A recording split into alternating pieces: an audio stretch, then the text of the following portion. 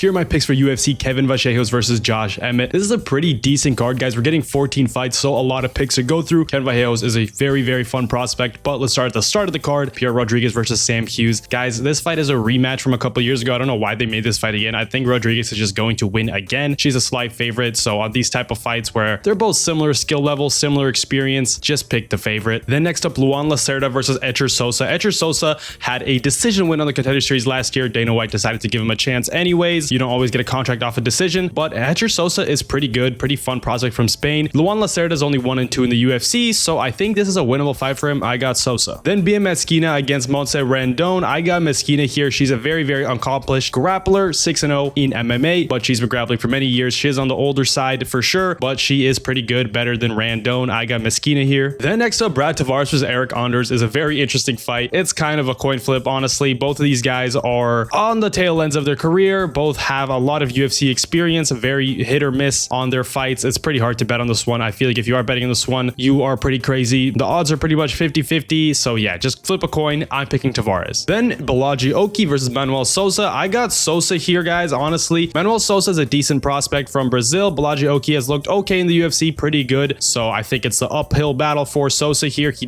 is the guy with a little less top level experience. He does have a KO win over Mauricio Rufy, which is pretty interesting. So yeah, guys, I got Sosa here. Then Elijah Smith versus Su Young Yu. I got Smith here, guys. Both these guys are pretty solid. Elijah's coming off that big Rampage Slam knockout. He's only 9-1. Su Young Yu has a lot more MMA experience, but I got Smith here. I think he's the fresher guy. He's going to win this one. Then next up, give me the underdog Steven Asplund against Vitor Petrino, guys. I think it's kind of a steal to get Steven Asplund as an underdog. I think he's very good, still developing himself. Obviously, Vitor Petrino is a pretty sizable step up this early in his career, so that's a little worrying, but I think he get this one done, guys. He has very nice pressure, a lot of power. He does have a huge size advantage. He weighed in at 265.5 pounds. Vitor Petrino weighed in at like 249. Vitor is a former light heavyweight. Steven Asplund is a former very fat guy, so I got Asplund here, guys. Honestly, I'm a big fan of him, a little bit biased, but I think he has all the skills to take this one here. I think he's going to surprise people. Then, guys, I got Chris Curtis against Miktebek Orolbai. I know this is kind of a crazy pick. A lot of people are riding with Orolbai. Chris Curtis is very hit or miss in the UFC. He has a lot of UFC experience. He is a big underdog in this fight. Orolbai is the young, hungry prospect who is one of the most violent fighters in the UFC, but that is just why I think Chris Curtis could pull this one off, guys. Of course, I am biased. I am a Chris Curtis fan.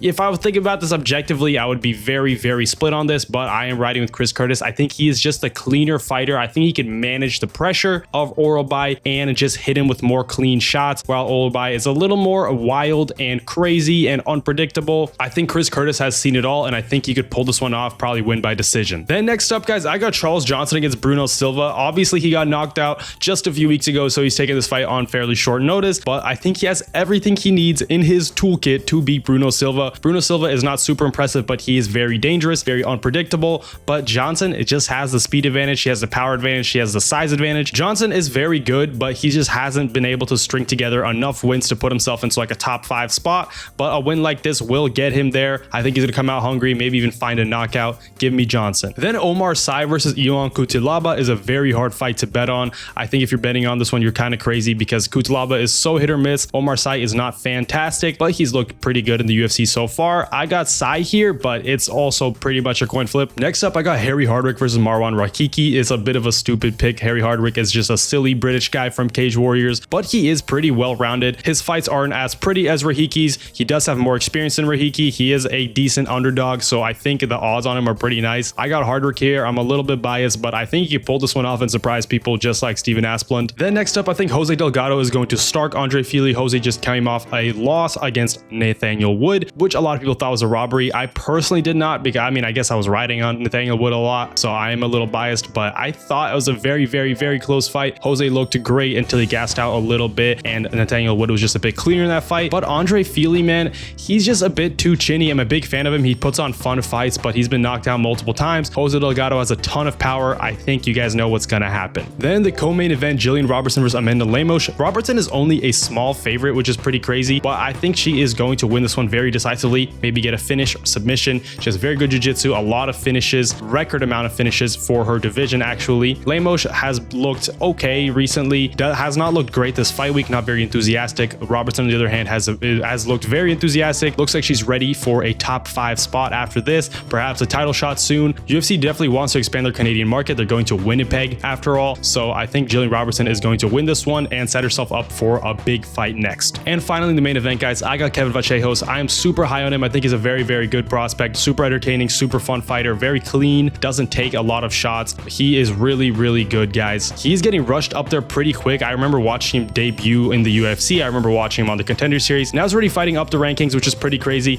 pretty fast for him. So, you know, there's a little bit of a experience advantage for Josh Emmett, but Josh Emmett is much older. Kevin Vallejos is just a younger and faster Josh Emmett. Josh Emmett might have a little bit of a power advantage still, even with his age, but Kevin, I think, is going to keep it clean here, not get hit with a bomb from Josh Emmett, and I think he's going to take this one pretty decisively, maybe find a finish at some point. Josh Emmett is very hard to put away, but probably just is going to win by a very decisive decision. 49-46 is my guess. But yeah, guys, let me know what you think. Let me know, will you be watching this card at all? And that's it, guys. See ya.